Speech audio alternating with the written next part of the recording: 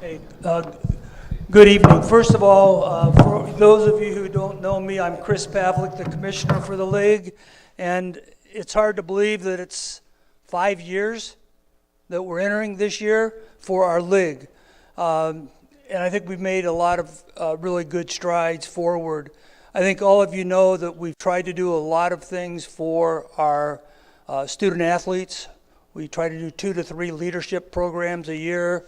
And the one that we just had with our students in September, they generated a document that will be shared with you about kind of the rules of conduct for parents, coaches, and athletes devised by 160 student athletes from our conference.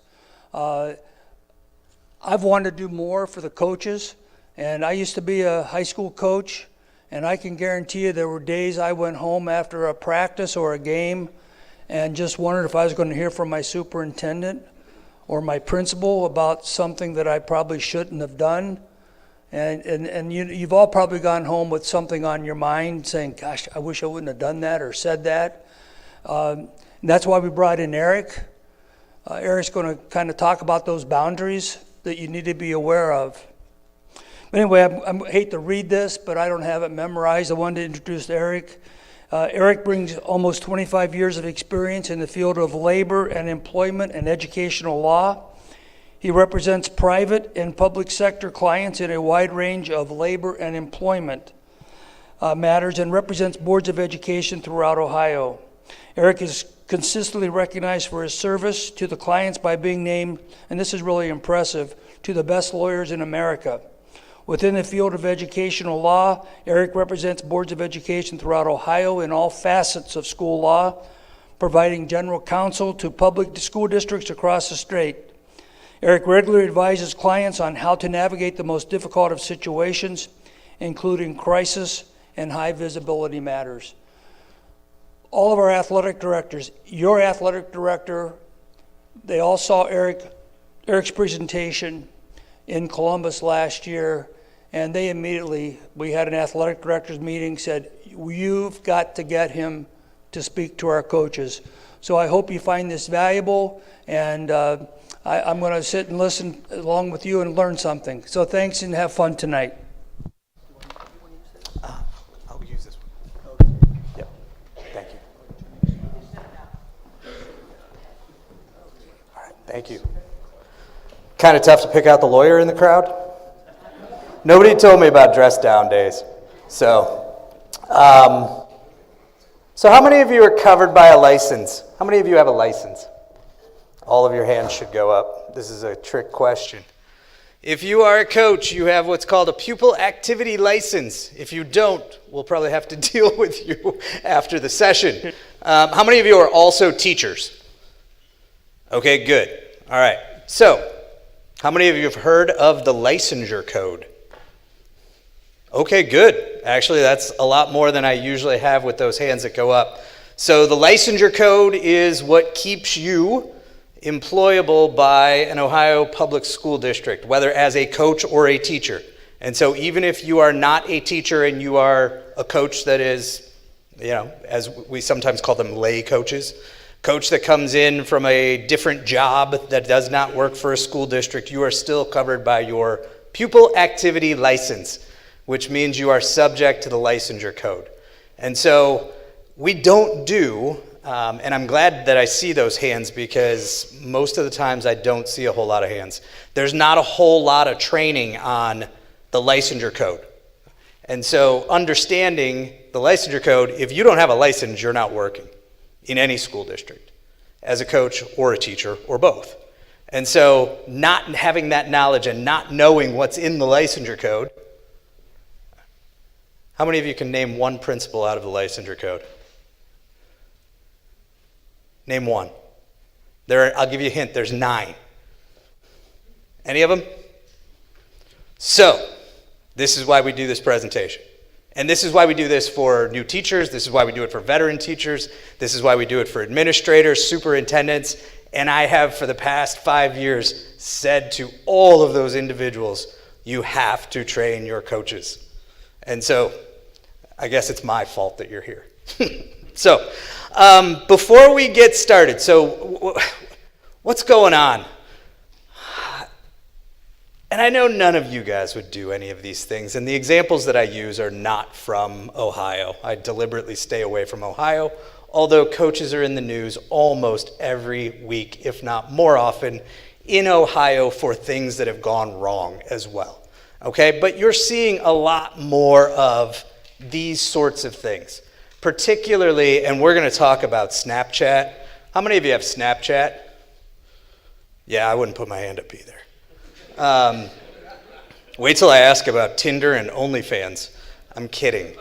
Although OnlyFans has lost a number, let's be clear about this, I say this only tongue-in-cheek, there have been a number of teachers in Ohio already who have lost their jobs because of posting things on OnlyFans, for those of you who know what that is. But there are also just some crazy things that are happening in the coaching ranks, things that make the news, stuff that maybe back in the day wouldn't have hit the news, but now with social media hits immediately.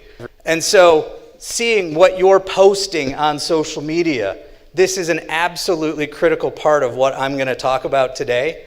One of those principles is all about technology and the use of technology, specifically social media. All right, so now you got one. We'll get through the other 8 quickly too. You are seeing when you post things that you think are your own opinions or political beliefs, you're seeing that sometimes these things can come back to bite you as well. And so even if they are well-intentioned posts, even if they are legal posts, even if you think you have a certain First Amendment right to post those things, you are seeing that this can create some problems for you as well. We're going to specifically look at that piece of the principle too. We're going to talk about First Amendment and how even with First Amendment, the licensure code, by the way, comes from the Ohio Department of Education. Okay, they're the ones that issue your license. They are the one who decides if you are in violation or not. It's not a court, it's not me, it's not the district that you work for. It is the Ohio Department of Education. They've created their own code of conduct, just like you guys have. I'm sure you guys all have district codes of conduct for particularly athletics. A lot of you will have the 24/7, those sorts of codes of conduct. You are governed by a code of conduct. And you're seeing things that frankly are just, in some ways, mind-boggling. Anybody know this story? This is Fernando Bryant, if you remember him. He played in the NFL. He took a job as a coach for this was actually a Christian school, and this picture got him fired. That picture. He's posing with his wife, by the way, and he's holding a bottle of vodka. And the Christian school said, these are not the morals that we want to represent our Christian school. Over this? Really? And then there's this one. This one comes from out west. Both of these individuals are teachers and also coaches. They are on their own private vacation. I don't know who the weirdo is in the back. Everybody asks that. But these two are engaged to each other. This post went out on Facebook, and interestingly, they removed the female from her job as a coach, but they didn't remove the male, which is still kind of mind-boggling to me.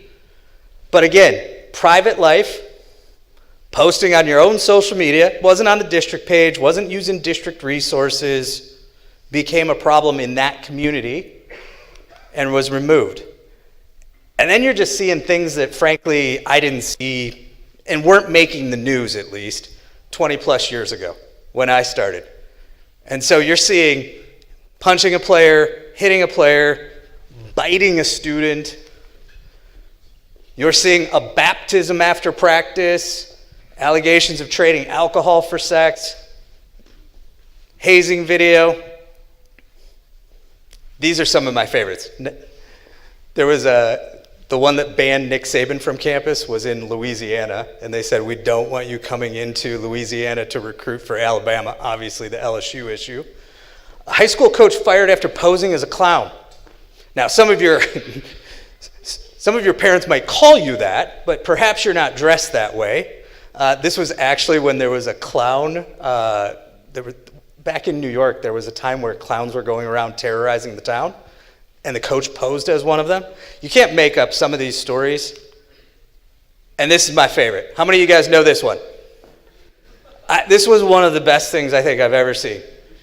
This was, and this is in a JV game, by the way. Doesn't mean a whole lot. You have a 22-year-old coach who checks herself into the game. This wasn't the first game. People know who she is, and then goes out and plays in the game. So these are some of the things that we're seeing. Again, we're going to go through social media specifically quite a bit, but the important thing here is 24/7, 365, you are covered by the Ohio Licensure Code. Eric, I'm only a coach in the spring. Guess what? Doesn't matter. You have your pupil activity license. This is all about your license. It's not about your district contract. It's not about when your season is. This is the fact that you possess a license. And because you possess a license, these are the regulations that apply to you. That's why it applies to all of you regardless of what district you're in. So 24/7, 365. The Ohio Department of Education decides if you're going to get the license initially, keep your license, or lose your license. As I said, there are now 9 principles. Some of these things we're going to go through very quickly because I do recognize at 7 o'clock the Cavs are playing the Celtics. I want to see it just as much as you do. There were, just so you know, there are tip sheets. How many of you have seen the tip sheets? You're slowly moving to my favorite person.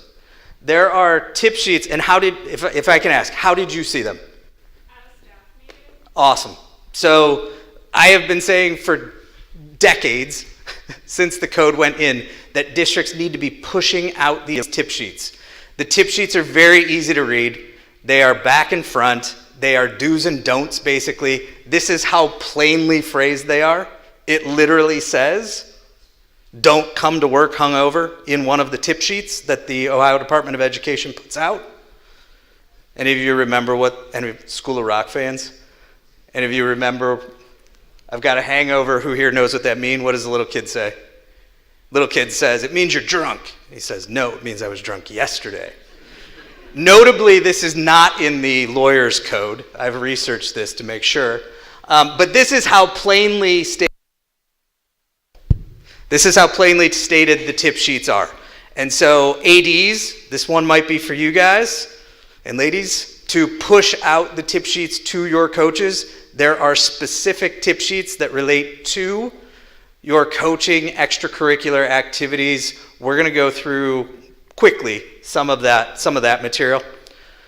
But this is what I said, as far as training everybody who has a license, because you're all covered under the same code, whether you are a teacher who also coaches or whether you are just working for the district as a coach.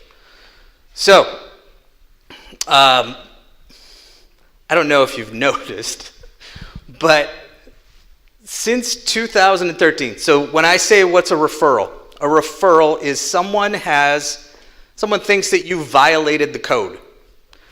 2013, 8,000 referrals went into the Ohio Department of Education into a branch that's called the Office of Professional Conduct. So you might hear me say that. In 2022, so less than 10 years later, we are almost 2.5 times the amount. Why? Social media. Love it. Thank you. Biggest issue is social media. Social media does you in one of 2 ways or both. First is somebody posts evidence of you doing something that you should be doing, and it gets out there. Whether you posted it or not, doesn't matter. Whether it's somebody with an axe to grind against you, somebody who's unhappy with their kids' playing time, doesn't matter. The other way is you actually use social media yourself in the wrong way. Why else? People are figuring out, and we're just in a society now where I might have a reason not to like you, for lack of a better way to put it. And so I might be, and with all of the education that you can do, all you have to do is search licensure code, Google it, And anybody in the community can figure out, well, wait a minute, I can make a complaint to the Ohio Department of Education about someone who has a license, and that constitutes a referral. It can be anonymous, it can be from a parent, it can be from a student, it can be from a colleague, so that you understand administrators are required to report certain things to the Office of Professional Conduct, otherwise they can lose their license, and it's actually potentially a criminal violation. And so understanding that the society issues combined with social media are all continuing to skyrocket these numbers. Okay, so here are the principles. Some big ones. This is the first one. This is the biggest one. Conduct unbecoming. You would see this in almost every code of conduct. You'll see it in the lawyer's code of conduct, doctors, military, law enforcement, and also in yours. This is the general catch-all, okay? You guys are, and again, just to reinforce, it says educators because that's what the code says. Everybody in this room is an educator. You exist in this room because of school sports. And that's how the Ohio Department of Education sees this. They see you as an educator, not a coach. Doesn't matter if you're a lawyer during the day, if you work at accounting, if you're in manufacturing, if you're coming in, doesn't matter. You're an educator when you are here working with children. Treated the same way as a teacher who might be here during the day and then coach thereafter. So, this is the big one. Some things in this one, just real quick to go through. There's basically a civility code. It's a don't be a jerk to other people kind of code. And so you'll see harassing, disparaging, or intimidating a colleague, peer, or other student personnel. It doesn't have to be because of their race, sex, ethnicity, disability. That's a whole different, bigger problem. It's still covered under the code. This is just you're being a jerk to other people, okay?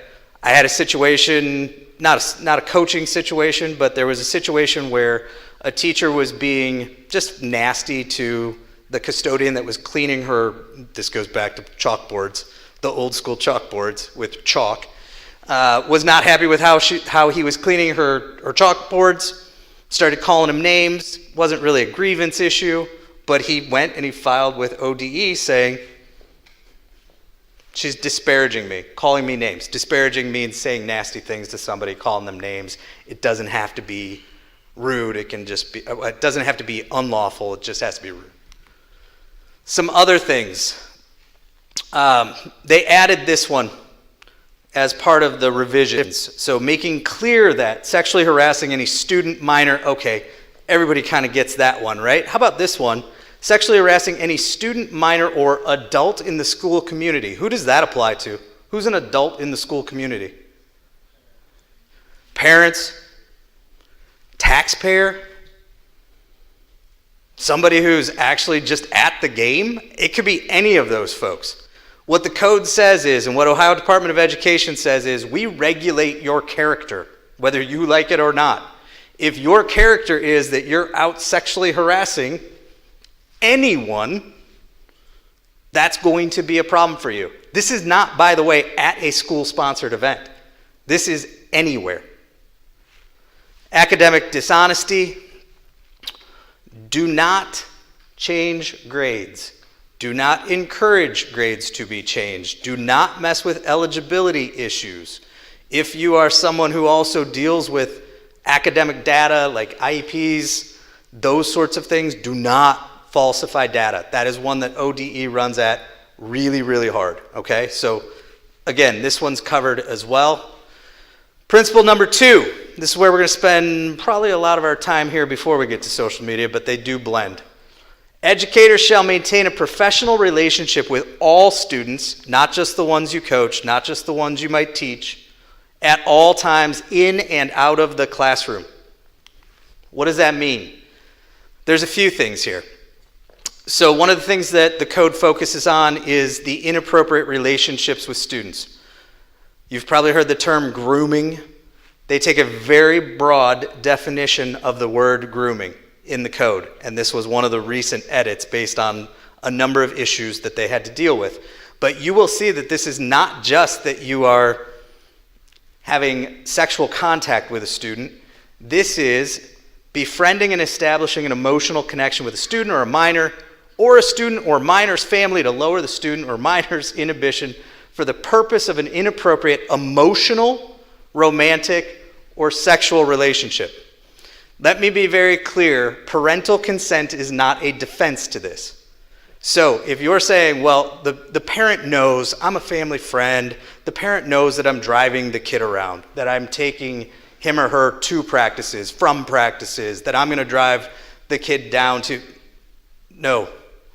You're probably in violation of a number of board policies, first of all. It could also be seen as grooming.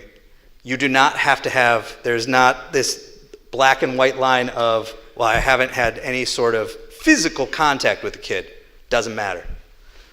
Above that, absolutely no relationships with students. You'll see this. You cannot engage in any inappropriate relationship with student, minor, or individual who was a student in the preceding 12 months. So what that means is, a week after a kid graduates, we can't be taking them out for coffee, we can't be meeting them for lunch, we can't be doing those things. The code, and you'll see as we go through this, is very clear that it does not like when adults, educators, are having individual contact with students. How many of you as teachers have been told, keep your door open if you have a kid in your room, right? Those sorts of things. It allows, when those individual situations are going on, even well-intentioned, there is always a perception. There is always the potential that it's misinterpreted. And so the code reinforces that. Let's talk about a situation. Coach routinely texts students at night and on the weekends to see how their day went. Coach also invites the student over to lunch on break and weekends. Do we have a problem? Yeah, we have a problem. How long do I have to read before I have a problem? I think I heard 4 words. Yeah, I mean, and you could even take routinely out, to be very clear. You could read this as coach texts students. If you are texting an individual student, you are in violation of the code. It is that simple. You're going to see the next slide says very plainly. But this is my patent pending creepometer. My creepometer starts in green. Who says lawyers aren't creative? My creepometer starts in green. When I see coach text students, I'm already in red based on the code. There's no yellow, there's no orange, there's no in between. Here's why. And by the way, I don't make up these situations. Guess how the way that we found out that this was happening is that law enforcement came into the superintendent's office and asked which door the female teacher / coach should be taken out when they arrest her for having sex with multiple students. It used to always start with texting, boundary testing with texting. What is it now with the boundary testing? It's okay to answer this one. Snapchat. It's Snapchat, it's social media, that's and we'll get into it. But right out of the tip sheet, folks, do not text individual students, period, no exceptions. This violates student-teacher boundaries. Same thing applies for you. So you're going to ask me, well, okay, how do we communicate with our kids then? We've got, practice has to move from 5 to 6:30 because we got bumped. You should have district-sponsored vehicles to do that, whether it's a Remind app, whether there's Final Forms. There should be some mechanism to get to the entire team. Here's the other thing. I don't know if you really want kids to have your cell phone, because you are always the adult in this. And let's just say that you just misfire something that you intend. I mean, how many of you have done this? I've done it, right? I'm texting 6 different people. I think I'm texting my wife, and perhaps I didn't send that to my wife. Guess what? You've got a problem. And always, you are the adult in managing the relationship. So if a kid ends up with your cell phone, the thing that you should do is say, don't use my cell phone, take it out of if it continues, then you need to get to an administrator. If you've told the kid, do not use my cell phone, don't know how you got it, but don't use it, and then that happens again, I would go to an administrator. That's that slide. Some other things within Principle 2. Student athlete regularly asks her coach for relationship advice, play or rest. Okay, right out of the tip sheet. Rest. Don't become overly involved in students' personal matters. You are an educator, not a best friend. This is a really important one to remember. It is going to be tough for you, I get it. You want to build rapport with kids. You want to be sensitive to when they might have personal issues that are impacting whatever's going on with you. But you cannot, let me do the black and white line first. You absolutely cannot talk to them about sexual issues, about relationships with their boyfriends, their girlfriends, those sorts of things. Are they going out partying? No, no, no. The next one is just parents invite the coach to use their ski house. You have to be careful about accepting gifts. There's typically board policy on this, but understanding, and again, this little box down here comes right out of the tip sheet. And so right here, $25 is kind of what we, and the code recognizes as something. So if at the end of the, if the end of the season, you get a $25 gift card from a kid, probably no big deal. But looking at other issues, more expensive issues would be a problem. This is another really important thing for you guys to understand. When you hit like on something, it is real life. It means that you like it. And so if you're hitting like on something that you wouldn't be comfortable coming up here, taking the mic, being recorded, and saying to everybody else in this room that you like it in real life, you shouldn't do it on social media. There's an example right now. It's actually a really interesting example. There's a deputy sheriff who hit like. There's a sheriff. It's basically a sheriff election. So you've got the incumbent sheriff, current sheriff, deputy sheriff works for him. He likes on social media the guy who's running against the current sheriff. What does the current sheriff do? Does what any good boss would do. What does he do? He fires him. So the deputy sheriff files a First Amendment claim, all based on hitting like on social media. When you hit like on social media, you're saying, I like that. So extreme examples, obviously hate speech, but as we move into the technology, you'll see how this comes to light. Understand when you hit like or love or whatever you're saying, even with no words, you're actually in real life saying you like that. Here's another thing. Guidance from the tip sheet. Don't follow, friend, or add students. You do not want students in your Snapchat, your Instagram, you just don't. The code says, and here's the thing, the code can't do exceptions. They can't draw up all of the exceptions that could exist, okay? So for those of you who might have kids who are, my son is currently being recruited for soccer. He has a page that on Insta that he uses for being recruited for soccer. I get it. Like, you would think that's something that I could follow. That's something that the Ohio Department of Education, if you're reported, might say, okay, like, we're not going to do anything serious. But here's the thing, there's no exceptions. So I'm not purposefully avoiding, same thing for do not text individual students. It doesn't say below that, except in the following circumstances, because it can't. It has to come out with the broad statement, do not follow, friend, like, text, social media, individual students. And you have to be really careful about when you're online who you're friends with and who sees what you're doing.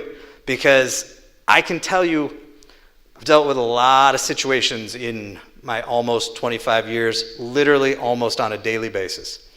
The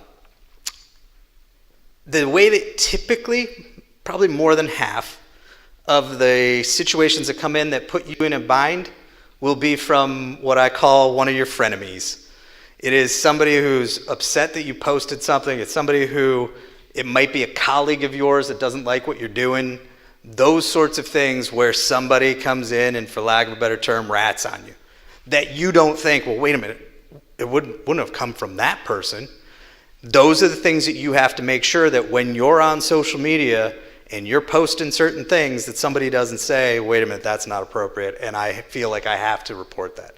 So you have to manage your friends, your real friends, but also your Facebook friends, those folks.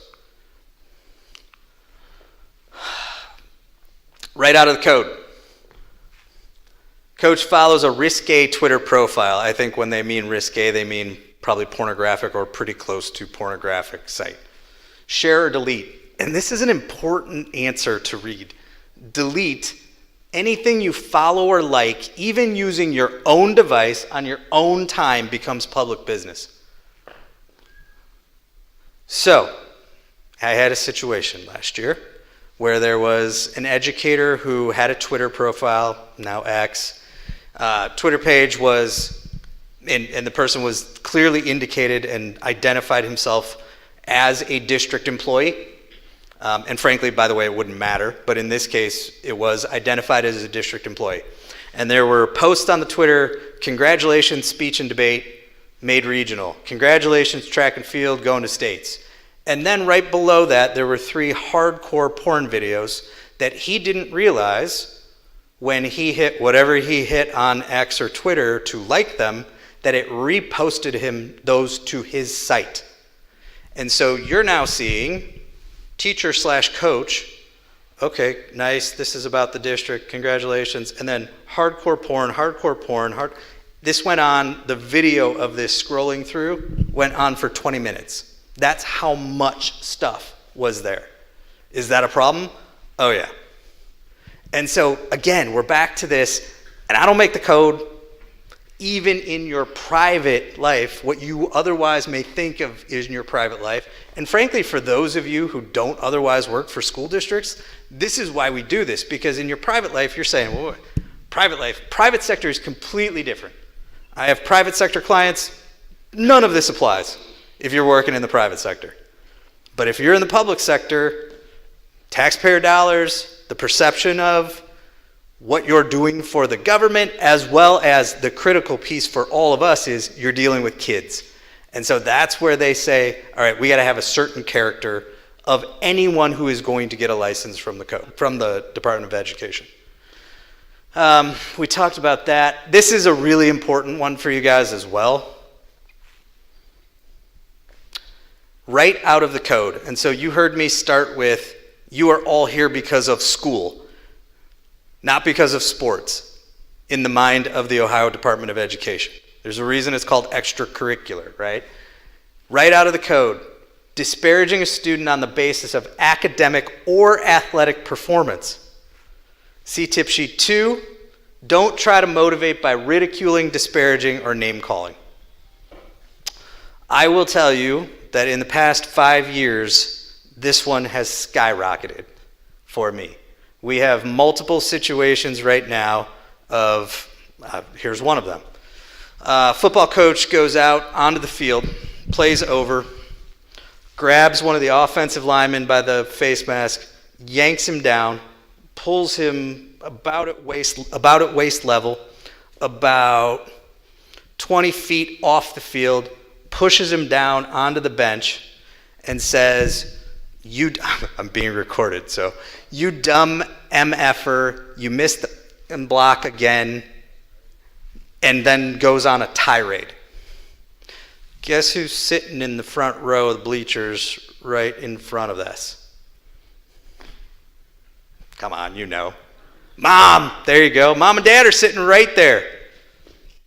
Guess who gets a notice on the Monday that there's been a referral made to the Ohio Department of Education? The superintendent gets a notice that Mom and Dad have submitted the video to the Ohio Department of Education. There are quite a few of these situations that are happening. You have to understand that if you wouldn't do or say something in a classroom or in this room, under the code, you shouldn't do it on the field, on the court, in an intense chess match.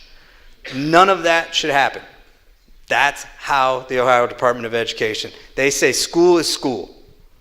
Whether it's school with words and things on the board or whether it's school out on the field. It is all the same rules. There are no separate rules for coaches. It's not a different code. It's not a different section. It's all the same across the board. This is another one you got to be really careful about. Putting anything in writing that is negative about kids and their parents. It just somehow, and look, when things get to me, obviously they've been found out, right? I don't see any of the good things or the things that don't get discovered. But putting things in writing, gossiping about families, parents, especially to other families and parents or kids, eventually those things are going to get out, and it's going to be a problem. It might be a confidentiality breach. It might be just being negative about other parents, kids, etc. And that's how we end up going to the races on whether we have a problem or not. I won't get into too many. Accurate reporting. So I'm going to go through some of these other ones pretty quickly. There's not a whole lot for you guys just on the coaching front, on the accurate reporting piece. That one is mostly for the teachers. Criminal acts. If you engage in a crime, you could lose your license. Doesn't have to have anything to do with your job. School-sponsored event. Doesn't have to be a felony. Doesn't have to be related just to drugs, sex, etc. But here's one. Volleyball coach. This is a real situation. Volleyball coach sent text and Facebook messages to a student's parent berating the parent for not instilling more discipline in the student and blaming the parent for the student's poor performance at recent games. All right, how many of you have done this? I'm kidding. Like, coach threatens to beat some sense into the parent. Parent went and filed charges for cyber stalking, menacing, etc. And actually, the texts were so bad that law enforcement actually did file misdemeanor charges. Guess what?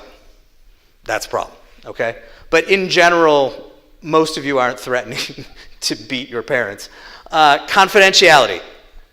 So grades of students, academic performance of students. Now, to a certain degree, you'll have to talk about eligibility, but that needs to be within the context of those who, your other coaches, your administrators, teachers. It's not talking about grades of students with other students. The big one here is also, believe it or not, medical and injury information. So there were a number of referrals that were made when coaches would say that so-and-so had COVID when COVID, not that COVID isn't still a thing, but when COVID was really at its height. So you gotta be careful about medical information. I'm not gonna spend too much time on that one. This is an important one as well. And so this is my DARE slide. Don't do drugs. Don't do drugs with kids. Don't sell drugs to kids. Don't trade things for drugs with kids. Don't drink with kids. You get the gist, right? Like, none of this is a good thing. Here's the other piece of this. If you are going to have, so it's Friday, you're going to go have a few pops and then come back to the football game.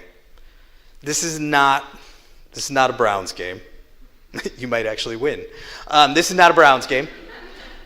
This is not a Buckeyes game. I know that a lot of districts are now kind of doing some tailgating and things, but let's just say, and this is, again, real situation. I had a teacher who went Applebee's, bottomless margaritas, 2 for $20 on Friday, and then decided to come back to a football game. Teacher goes up into the bleachers, walking. Teacher comes down the bleachers in a very different way. Walking, throws up on himself, hits the aluminum bleachers, down, boom, boom, boom.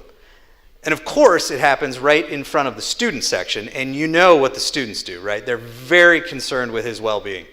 And so what happens is they all take out their phones to make sure that they're documenting how many times he hits the bleachers so that they can provide that to EMS and other first responders as he's laying there semi-conscious, right? That's a problem. You cannot be under the influence or drink and then come back or smoke and then come back onto property or to any other school-sponsored event, whether you are supervising it or not. Even if you're just there, right? You're just there as a parent, you're just there as somebody who's interested in the game, you're not there supervising. You cannot be on property while you're under the influence. This is, again, real situation. And we learned, right? We learned with the creepometer. Where are you guys? How many words in? Right? As soon as we see coach has a text exchange with a student, we're in the red, let alone how bad it gets from there. Text exchange with a student in which he praises Led Zeppelin as a great band to listen to while smoking weed. Coach also tells the student to cheer up because, quote, a little Jack always makes everything better, after the student complains about being depressed. Any issues? There's all sorts of issues, right? I mean, you've got the alcohol, you've got the drugs, you've got really you're not in a position to be dealing with a student who might have mental health issues. That's a counselor job. I mean, really the only thing that could make this worse is if the coach's name is Jack.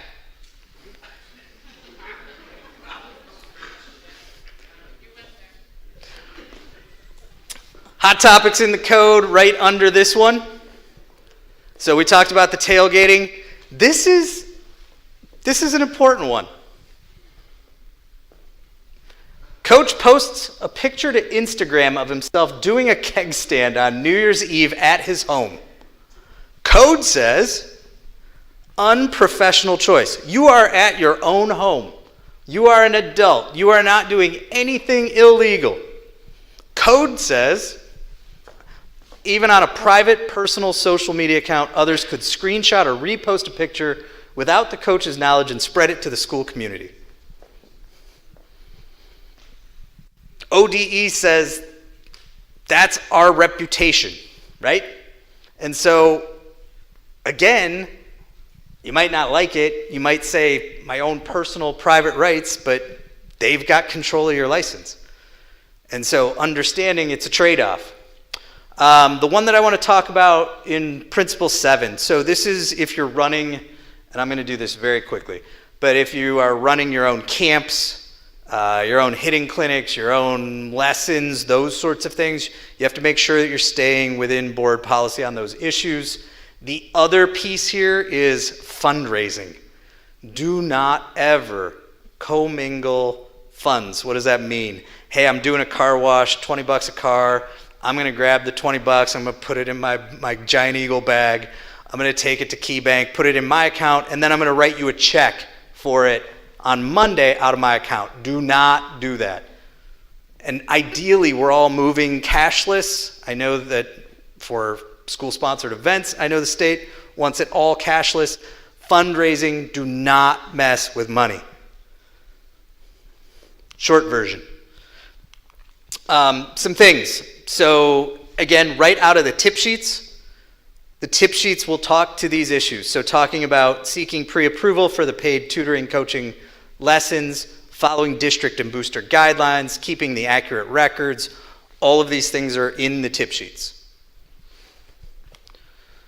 Commitment to contract, so this is one that doesn't apply to you as a coach. It might apply to you if you're a teacher. This is you have to quit your job by July 10th is the short version. And then we get to the big one. So principle number 9, appropriate and responsible use of technology. This was the one that was added. And this is the only one that I really use a lot of the legal language because frankly it's scary. And you have to understand how broad of a stroke this is. So conduct unbecoming under this one is, and then it's got all this legal mumbo jumbo, all right? Negligently failing to prevent others from unauthorized use of professional electronic devices to access improper or inappropriate material or confidential data. These first 3 aren't going to be a whole lot for you guys, to be honest with you. First one would be if you, as a teacher, so for those of you who are teachers, had a situation where a kid went up, the laptop was up, teacher was in the hallway, went up and changed his grades. He wouldn't have got caught if he only changed his grades, but he didn't like 2 other kids, and he failed 2 kids who were straight A students. Is there a problem? Here's what I want to reinforce. Yes, there is a problem. See where it says negligently? So negligent is, I'll use my other hand for my liability-o-meter. Negligent is just an oops. It's a mistake. It's not I meant it. It's not I was even reckless, or you'll hear all these other. This is just I didn't know that could happen, right? So that's a problem. The second one talks about your own personal devices. Don't let kids use your personal devices, is my message on this one. Don't leave them out. Don't let them text other kids from those devices. Don't let them get onto your social media. Here's the situation, and it was not a good one, from 2 years ago. There was, and it was in the classroom, there was a teacher who, again, had to go out into the hallway, and the kid in the front, particularly nefarious little imp, gets up, and how many of you have iPhones? If I come to your iPhone and I hit your camera button, is it going to pop up your camera? Oh, yeah. So kid goes up to her desk, hits the camera button, takes his zipper down, and as he said in his statement, then took pictures of his junk.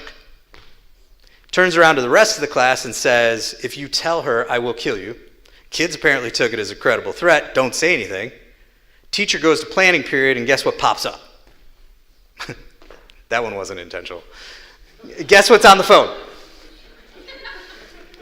You've got a problem, right? Now, did the teacher really do anything wrong here? I mean, it's not that she gave the kid the phone. It's not that she knew it was going to happen. But negligence. Oops, I didn't think about it. So make sure you lock down your devices. Make sure you keep the kid. Don't let them have access to your stuff. Cyberbullying, so whether you see it in real life or whether you see it online, you have to make sure that it gets reported. So if you know that it's going on, make sure it gets reported. Here's the thing. How many of you in the room are child abuse and neglect reporters, mandatory reporters? Hey, everybody, put your hands up. Everybody in the room's a mandatory reporter of child abuse and neglect. And this is not something that you guys, like, this is not common sense stuff, right? And so this is why we're doing this. So if you see online, Facebook, Saturday morning, you're flipping through, minding your own business, right? You see a friend of a friend, there's a post with a kid who's 13 that, kid, he's a kid. You don't have to know that he's 13, but any minor, he's got a black eye and it says, wow, dad really laid into me this weekend. Do you have an obligation as a mandatory reporter of child abuse? You do. Social media is real life. It's as if back in my day, somebody came and shook the Polaroid and showed you the picture, or if somebody was there and you see it in person. Here's the other one. Everybody always forgets that neglect is in there, and it's the same threshold. So if you have a kid that comes to you or a kid that posts online, hey, haven't seen my mom and dad in 2 weeks. Report? Absolutely. It's neglect. And so understanding that when you are online, it is real life, folks. All of the same requirements, all the same obligations. Now, this is the one that is going to perhaps cause some debate. So, your own posts. Post, distribute improper or inappropriate material that could be reasonably accessed by the school community. If you post it, you will lose on this. You are not going to say, my privacy settings, I didn't, the person who saw it wasn't one of my friends. Guess what? They saw it, end of story, you're going to lose, whether you have your privacy settings locked down or not. I do encourage you, obviously, to lock down as much as you can, but if it gets out because one of your friends screenshotted it and sent it to another friend, and now all of a sudden, you lose. Okay, so what can't you post? Pornography, we talked about, obscene material, promotion of drug use, underage consumption, promotion of violence, disparagement of students, which again would be on academic or athletic or really any basis. That's one that ODE takes really hard. And then we get to this.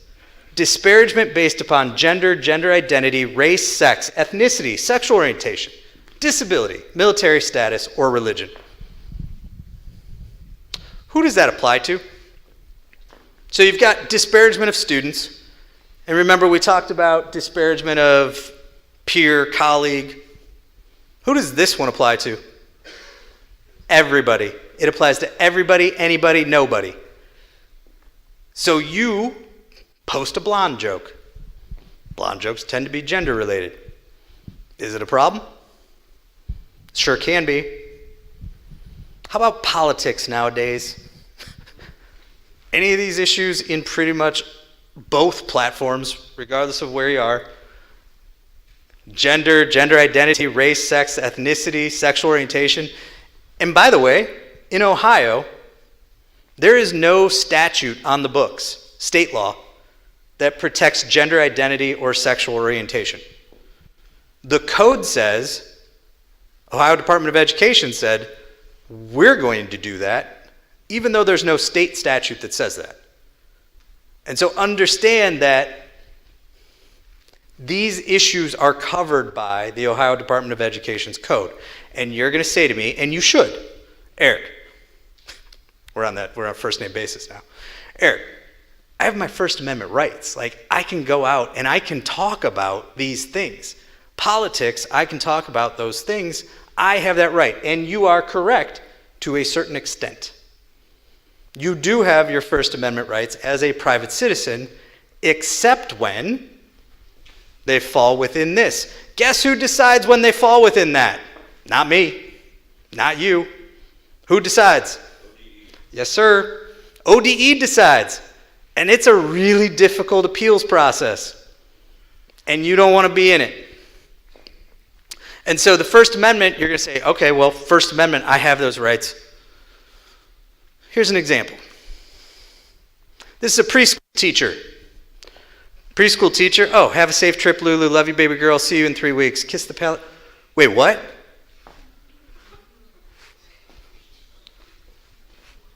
So for those of you who say First Amendment should trump all, and yes, it is the fundamental basis of the country. However, when you have someone who is covered by a code of conduct that says that,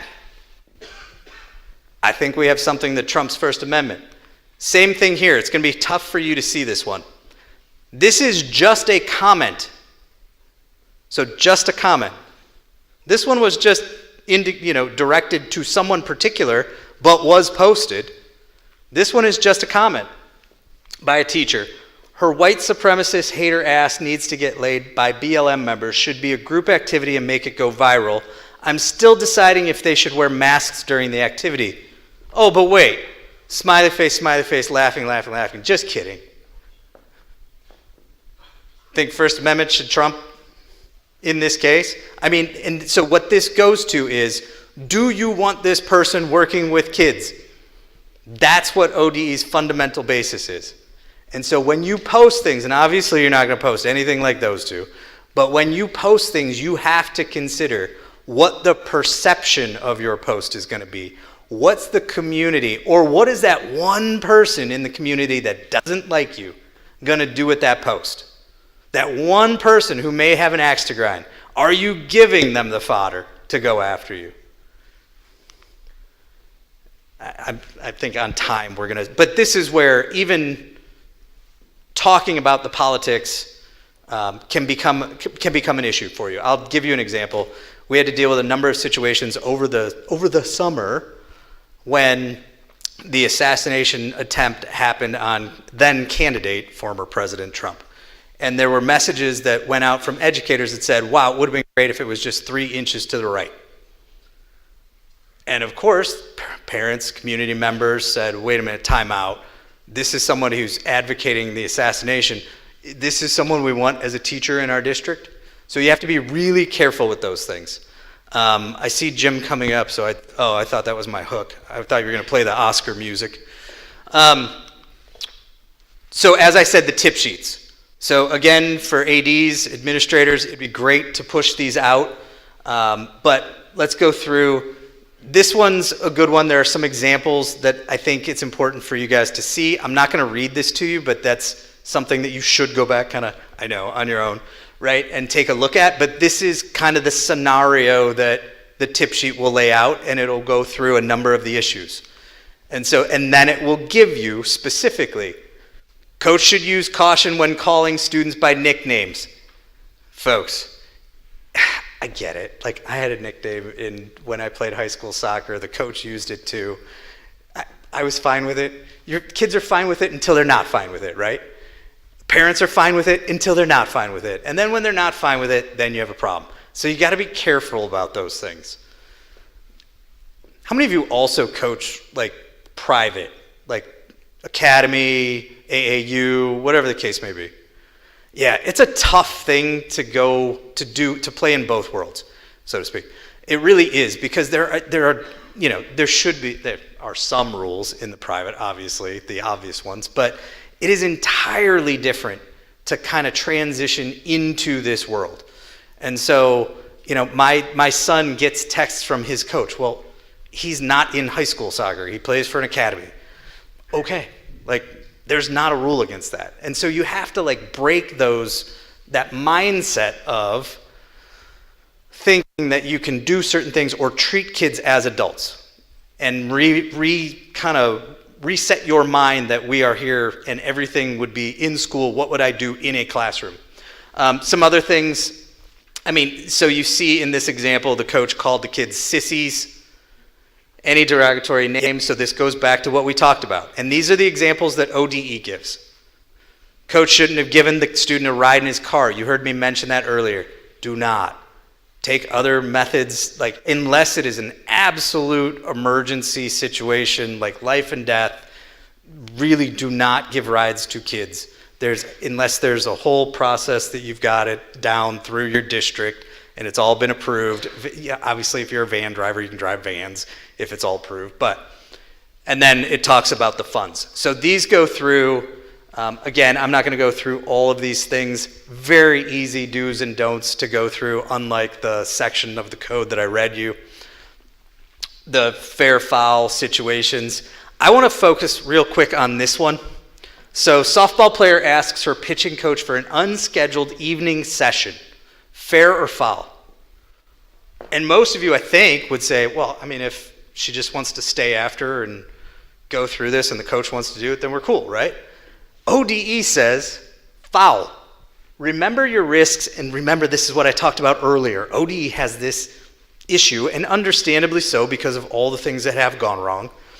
Remember your risks when interacting with an individual student, especially outside scheduled hours. We're back to perception. We're back to community issues. And so going back to, and real quick, I missed this when I talked about social media. If you are explaining a post, this goes to perception, you have already lost. You've already lost if you are explaining what you meant by a post on social media. But this is also, again, the individual student interaction has to be really carefully monitored. Okay, social media real quick. And this is, I could have done social media in 2 slides, and you're all looking at me going, well, why didn't you do that then and save us a Tuesday night? Anybody know this situation? So this is Little League World Series of Softball, and it made the news not too long ago. And as you guys know, very similar to Little League World Series of Baseball. So we're down to 4 teams. This is one of the teams. This is the social media picture that they send back to their community. It's a nice picture. It's a good picture. It's what you should do on social media. Problem is, then one kid sends this. You guys know what format this is, right? What is this? Snapchat. Snapchat's the devil. Remember that. Snapchat's the devil. One kid puts it out. Not even all of the kids are in the picture. You have a few kids that are obviously using their middle fingers. So, this team won in the Final Four. They were going to play, and the reference to Watch Out Host is they were going to play the host team in the championship. Who do you think wins the championship? These guys are the host team. Host team. Guess how they win? Forfeit. Why? Code of conduct. And so you guys are actually pretty well positioned being into, obviously, sports, knowing that there are codes of conduct that regulate how you play. This is the equivalent. This is the code of conduct that regulates whether you can continue to coach those who play. by keeping your license. So after, and this is when I do new teacher training with this slide. So after all of the years of, these girls don't just show up and play, right? For those of you who have coached and had kids who have gone through this, you're talking about 8 to 10 years of getting to this point. All the dads have taped their kids' right arms to their body so they learn how to throw left hand. That's what I did with my daughter. No, I'm just kidding. But all of the time, money, effort that goes into it, and you don't get to play because you violated the code of conduct. One post.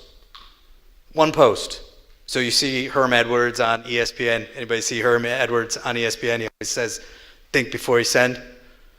Same thing. So managing social media, if you are going to have social media, you do have to manage it. You can't just let it lie there. You can't have people tagging you in things. You need to make sure, because even if you're not using it, you have to make sure that it's not going to come back to bite you. And you have to think about what you're posting. Like, would you say things in this room to folks? Would you put pictures out that everybody in the room was going to see, or your superintendent was going to see, or your pastor, your grandmother, whoever the biggest regulator might be? Make sure that you think about it. So, and again, back to the do's or don'ts. That one's on social media, comes right out of the code. The PowerPoint is shared, so I'm not going to read you these things. And then it goes through the shares and deletes with regard to your social media use as well. So those are the things on the quick takeaways to go forth and prosper with. I am happy to take questions. You could phrase them as asking for a friend, or I know a coach over there that did this. I'm happy to answer questions after. If you have questions now, I'm happy to answer those, but I do want to be cognizant of your time. Any questions? Yeah. So back to talking about the text messages with the students. Yeah. You said using some of the platforms provided by the schools. So like Final Forms, for example, is it okay to one-on-one with the student do the Final Form? Yeah. So Regulated then? Or? So here's let me preface. So the question was, using Final Forms, is it then okay to individually communicate with students? I will tell you from the ODE perspective, so your district might have its own protocols, but from the ODE perspective, if you are communicating with individual students on a district-sponsored platform, typically those platforms have built in that, for example, the kid doesn't get your cell phone, right? And so if it's a district-sponsored platform, it would be treated as if you had a district email and were communicating with a student, in which case you're on the district system, and so it could be monitored and regulated. And so that should be okay, but you should confirm with your own district. Other questions? Yeah? So you can lose your pupil activity license, can they go after, and of course, your teaching license? Yeah. Can they go after anything else privately? Well, sure. Yeah. Someone owns a business, or someone that, Yeah. can that happen? Yeah, so the question was, and the first point to make is an important one. If you are a teacher and a coach, you could lose both as a result of what you are doing as a coach. Again, because the same code applies, the same threshold of, if you will, fault applies. And so it's treated the same whether you're a teacher or a coach. And then the question was, well, what I do in my capacity here, could they go after me in my personal capacity?